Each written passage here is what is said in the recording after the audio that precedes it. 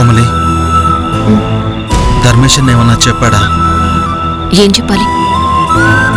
నేను క్షమించమని అడిగాను కదా, దానికి క్షమించానని నీతో ఏమన్నా చెప్పాడా? అంత తొందరగా ఉందా? మన ఒంటి మీద చిన్న గాయమైతేనే అది మానటానికి 2-3 రోజులు టైం పడుతుంది. అలాంటిది బావగారి గుండెల మీద గాయం చేశాం. ఆ గాయం మానటానికి సమయం పడుతుందిగా.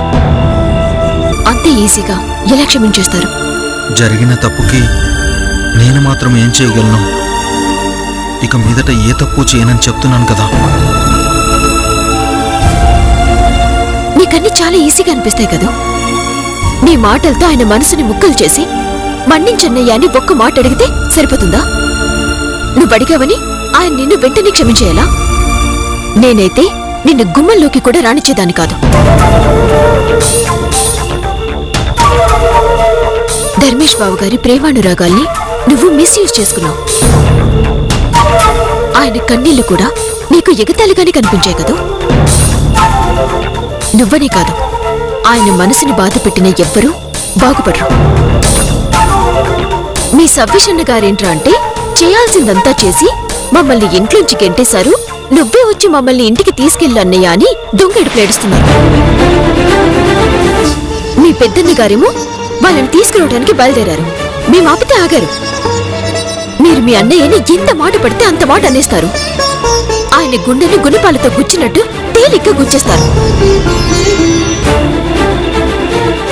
కానీ ఆయన మాత్రం మిమ్మల్ని వెంటనే క్షమించేయాలి.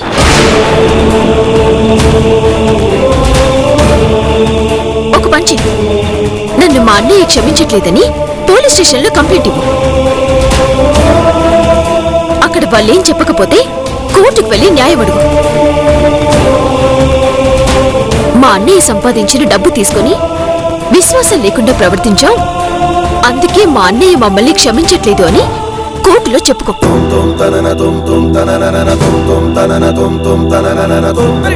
నీతో ఎప్పుడు మాట్లాడాలన్నా తీర్పు చెప్పాల్సింది పెదబాబు గారు. ఆయన నిన్ను క్షమిస్తారా లేదా అన్నది నీ అదృష్టం మీద ఆధారపడి ఉంటుంది. ఎందుకంటే నాకే నిన్ను క్షమించాలని అనిపించట్లేదు.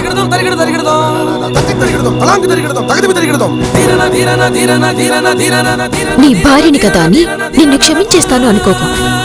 నువ్వు కట్టిన తాలికి గౌరవం ఇస్తూ ఈ ఇంటి పరువుని కాపాడాలనే బాధ్యతతో నీతో ఉంటున్నాను తప్ప నీ మీద ప్రేమతో కాదు. అది గుర్తుంచుకో.